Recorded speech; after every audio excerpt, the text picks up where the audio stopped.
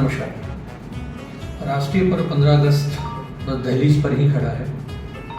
15 अगस्त को हम मनाने जा रहे हैं 2 दिनों में, और इसके साथ एक और राष्ट्रीय पर्व है 26 जनवरी। दोनों ही राष्ट्रीय पर्व में इस तिरंगे का बहुत महत्व है, लेकिन फिर भी दोनों अपने अपने तौर से अलग हैं।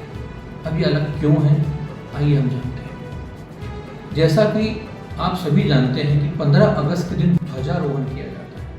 ध्वजारोहण यानी ये रहा हमारा ध्वज यानी झंडा, और आरोहण मतलब नीचे से ऊपर की ओर चढ़ाना। यानी 15 अगस्त के दिन झंडे को नीचे से ऊपर की ओर चढ़ाया जाता है और फिर वहाँ डोरी खींचकर उसे फहराया जाता है। वहीं दूसरी ओर 26 जनवरी को ध्वजारोहण नहीं होता।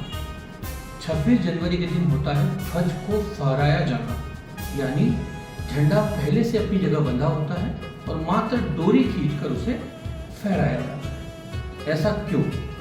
ऐसा इसलिए कि 15 अगस्त 1947 से पहले हमारा देश अंग्रेजों का गुलाम था, और 15 अगस्त 1947 के दिन जब हमें अंग्रेजों से आज़ादी मिली, उस दिन हमारा ध्वज पहली बार 14 अगस्त की रात को 12 बजे हमारा ध्वज पहली बार आरोहित किया गया, उसका आरोहण हुआ। वह आरोहण नीचे से ऊपर की ओर जाकर फिर उसे वहां फहराया गया।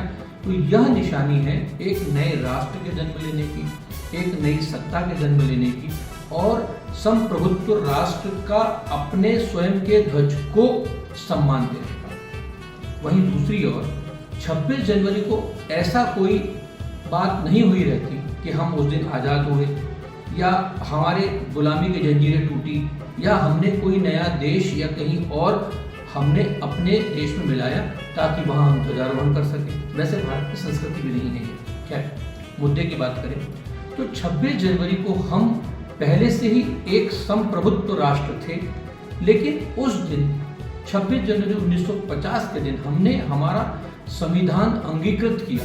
अब संविधान अंगीकृत किया तो वह संविधान अंगीकृत करने से नए राष्ट्र का जन्म नहीं हुआ, लेकिन फिर भी बहुत बड़ी उपलब्धि है, इसलिए भी उस दिन ध्वज फहराया जाता है। तो वह फहराया कैसे जाता है? उसे नीचे से ऊपर चढ़ाया नहीं जाता, पहले से ध्वज वहां लगा होता है और मात्र डोरी खींचकर उसे फहराया जाता है।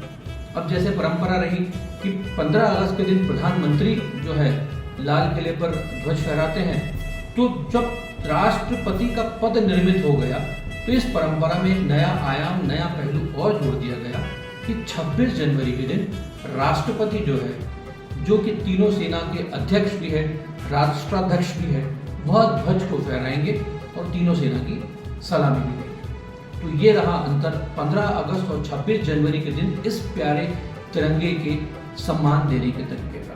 आशा है बात आपको समझ में आई होगी। धन्यवाद। जय हिंद, जय भारत।